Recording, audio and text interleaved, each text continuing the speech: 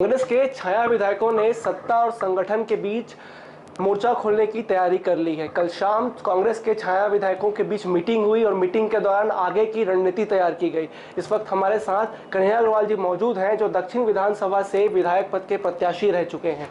कल रणनीति तैयार की गई, क्या बात हुई, क्या चर्चा हुई? मूल रूप से ये बैठक एक गेट टुगेदर थी। हम लोग आपस में बैठ करके चर्चा करना चाहते थे। बहुत दिनों से मुलाकात नहीं हुई थी। मुलाकात भी हुई, चर्चा भी हुई और क्या समस्याएं हम लोग के समक्ष आ रही है उन पर भी बात हुई। क्योंकि हम लोग अपने अपने क्षेत्र में हमने चुनाव लड़ा है। छाया विधायक के रूप में पार्टी हम लोगों को संबोधित करती हैं। लोग भी हमारे पास अपेक्षा के साथ आते हैं कि जिसने चुनाव लड़ा है उनके पास ही लोग आके अपनी समस्याओं के निराकरण के लिए बात करते हैं।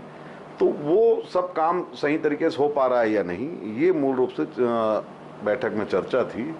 और सभी लोगों ने सरकार के कामकाज पर संतोष व्यक्त किया। सरकार के कामकाज से सभी लोग जुड़े हुए हैं। शासन की गतिविधियों योजनाओं का प्रचार प्रसार करना हो या पार्टी संगठन को मजबूत करने का काम हो, उसमें सारे लोग अपने तरह से लगे हुए हैं। सिर्फ जो है अलग अलग तरीके से किन क्षेत्रों में क्या प्रॉब्लम आ रही है, उसका कैसे निराकरण हो सकता है, उस पर चर्चा हुई। और ये तय किया गया कि सभी लोग अपने क्षेत्र की समस्याओं का मामला हो या अपने क्षेत्र में वो लोग क्या काम कर रहे हों, उससे माननीय मुख्यमंत्री को, माननीय प्रदेश अध्यक्ष जी को अवगत कराएंगे, उनका मार्गदर्शन भी लेंगे ताकि और बेहतर तरीके से क्षेत्र में काम कर सकें। आगे हमें चुनाव की तैयारियां भी उस तरीके से हो सके कि जो है कांग्रेस पार्टी सत्ता में फिर वापसी के लिए जो काम चल रहा है उसमें वो लोग सब अपनी अपनी भूमिका बेहतरीन तरीके से निभा सकें। पिछले कई दिनों से मंत्री टीएस सिंहदेव दिल्ली के चक्कर लगा रहे हैं। काफी अटकलें लगाई जा रही है कि आने वाले कई हफ्तों में शायद छत्तीसगढ़ की राजनीति में बहुत बड़ा बदलाव देखा जा सकता है। एक जनप्रतिनिधि होने के नाते आपको क्या लगता है कि छत्तीसगढ़ का मुख्यमंत्री किसे बनना चाहिए, टीएस सिंहदेव कि भूपेश बघेल? देखिए, मुख्यमंत्री कौन बनेगा ये किसी भी पार्टी में राजनीतिक दल के जो आला कमान है वो तय करते हैं। इसमें अन्य किसी भी व्यक्ति की कोई भूमिका नहीं होती है। आला कमान और विधायक दल ये दोनों मिलकर के उस चीज़ को तय करते हैं।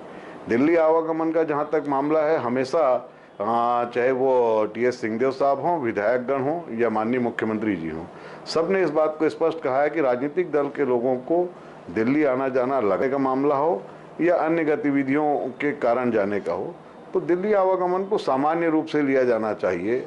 उसमें किसी तरह की हर बार जब कोई व्यक्ति जाता है तो हर दौरे को राजनीतिक दृष्टिकोण से नहीं देखा जाना चाहिए।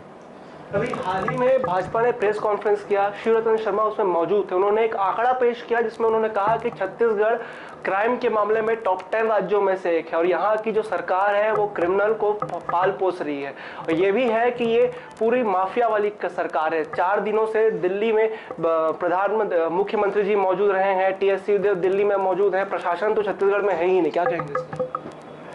शिवरतन जी अपनी सरकार के कार्यकाल को याद कर लें तो ज़्यादा बेहतर होगा। छत्तीसगढ़ जिस तरह से अपराधियों की गिरफ्त में था, छत्तीसगढ़ को लोग अपराधगढ़ के नाम से जानने लगे थे, उस स्थितियों से हम बहुत बेहतर स्थिति में हैं। यहाँ यदि कोई अपराध हो रहा है तो अपराधी भी पकड़े जा रहे हैं, अपराधियों पर कार्रवाई भी हो रही है, जिम्मेदार अफसरों पे भी कार्रवाई हो रही है। लेकिन भारतीय जनता पार्टी की सरकार में न सिर्फ अपराधियों को बचाया जाता था बल्कि जिम्मेदार अफसरों को भी उसी तरह बचाया जाता था जिस तरह से अपराधियों को संरक्षण दिया जाता था। कैमरामैन अरुण यादव के साथ मैं सिद्धार्थ शुक्ला, बिहान छत्तीसगढ़ न्यूज।